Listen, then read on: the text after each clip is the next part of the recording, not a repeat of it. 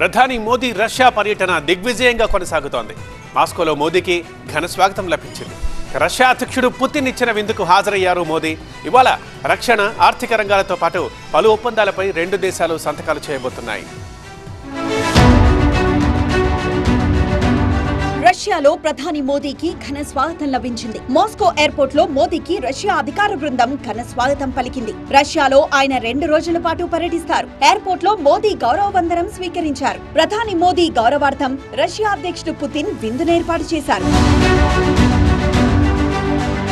Russia first deputy PM Denis Moscow airport లో మోదీకి ఘన స్వాగతం పలికారు. చైనా అధ్యక్షుడు జిన్పింగ్ పర్యటన కంటే కూడా మోదీకే రష్యా పర్యటనలో ప్రాధాన్యత లభించింది. 22వ ఇండో రష్యా సమ్మిట్ లో పుతిన్ తో కలిసి పాల్గొంటారు మోదీ.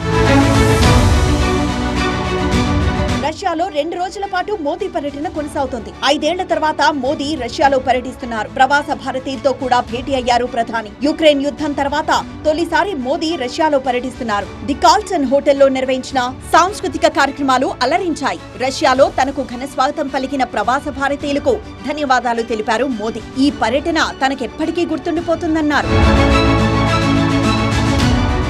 ప్రధాని మోదీ బస చేసిన హోటల్ ముందు మోదీ పుతిన్ కటౌట్ అందరినీ ఆకర్షించింది. భారత్ తో ఉన్న స్నేహబంధానికి గుర్తుగా స్థానికులు చేసిన నృత్యాలు ఆకట్టుకున్నాయి.